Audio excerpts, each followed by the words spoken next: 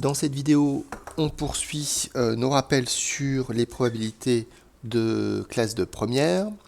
Dans la précédente vidéo, nous avions considéré donc une situation qu'on avait représentée sous la forme d'un arbre pondéré.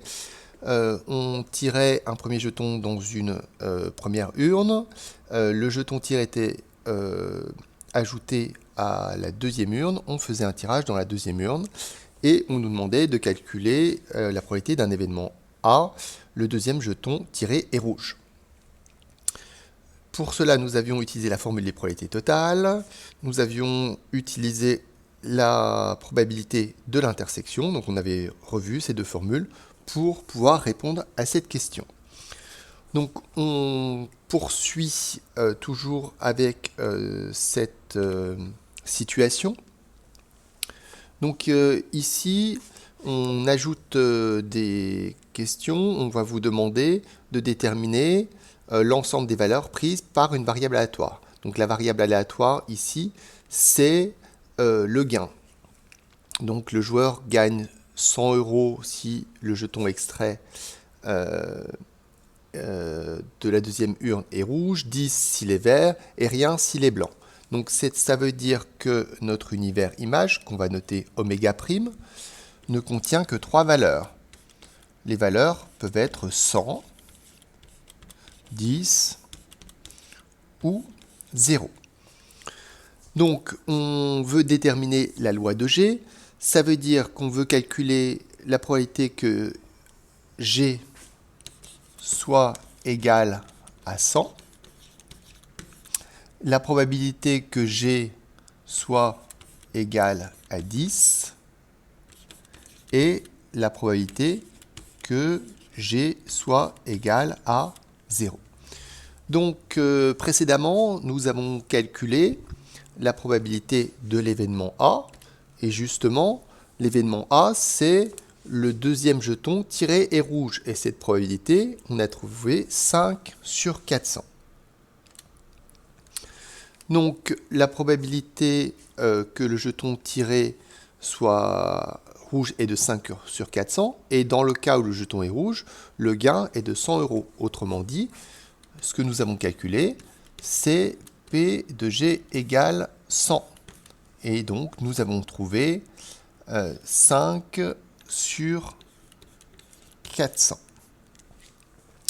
Alors, pour calculer P de G égale 10, donc ça veut dire que dans la deuxième urne, le jeton tiré doit être vert. Donc c'est un P de V2, si on veut. Et donc ce P de V2, on va le calculer de la même manière que ce qu'on a fait dans la première situation quand on calculait P de A. Donc on va calculer P de V2 inter R1 plus P de V2 inter V1. Et donc on va utiliser l'arbre pour calculer cette probabilité. Donc on reprend les informations qui sont dans l'arbre.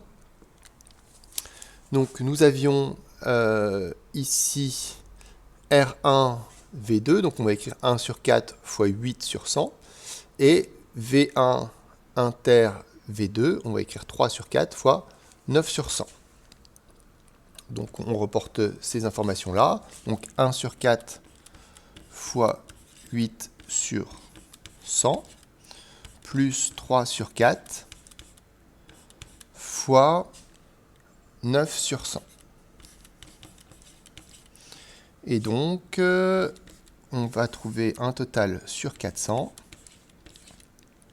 Donc 27 plus 8, on trouve 35. Donc ici, on trouve 35 sur 100. Donc pour P de G égale 100, on en avait trouvé 5 sur 400. P de G égale 10, on trouve 35 sur 400.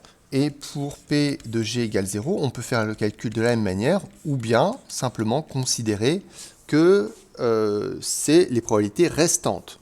Donc là, on a 5 plus 35, donc on a 40 sur 400. Donc il va nous rester 360 sur 400. Donc voilà, ce qu'on a fait ici, c'est la loi de G. Maintenant, la loi de G peut très bien être présentée sous la forme d'un tableau. Donc, on peut présenter les résultats obtenus sous la forme d'un tableau.